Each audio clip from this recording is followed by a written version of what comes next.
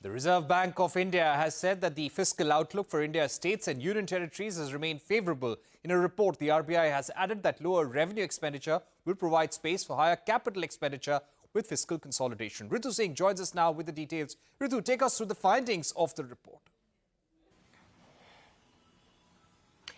Well, RBI's annual state finances report finds that there was an improvement in state finances in FY23, which was sustained from last year by containing gross fiscal deficit within the budget estimates for the second consecutive year. Now, what helped achieve this? This consolidation was achieved mainly through a reduction in revenue deficits, even though capital outlays remained strong. Now, overall for states and union territories, the ratio of gross fiscal deficit to gross domestic product, that declined from 4.1% in FY21 to 2.8% in FY22, below the budgeted estimate of 3.2%. But if you look at the data at a disaggregated level, there were 19 states and union territories which have budgeted a gross fiscal deficit to GDP ratio exceeding that fiscal responsibility legislation limit, which is being prescribed at 3%.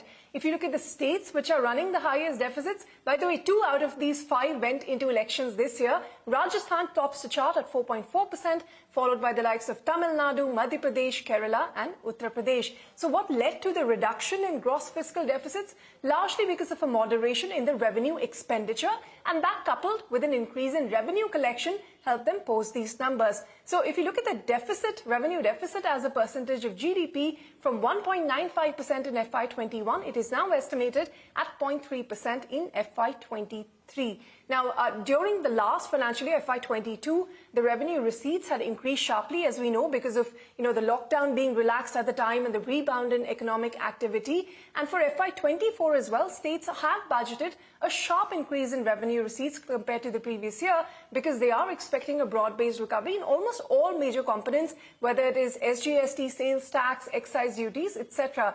Now, also a quick look at the capital expenditure of the states, and that includes your outlay as well as loans and advances by the state governments. That's also expected to improve in FY23 because of a strong growth in tax and non-tax revenues and the advancement of payment by the centre for tax devolution and GST compensation, which gave states the space to spend more. But do note that, excluding the central transfers of 0.81 lakh crores under the scheme for special assistance to states and capital investment, the capital outlay for states in FY23 would have been at 1.9% of GDP, much lower than the year before. Now, the overall states' outstanding liabilities, they are budgeted to fall to 27.6% of the GDP for FY24 from the peak that we saw of 31% during the COVID years in FY21. But outstanding liabilities could remain higher than 30% for many states. If you look at the most indebted states, Punjab, Rajasthan, Kerala, Bihar and West Bengal are some of the states with the highest debt to GDP ratios at the moment.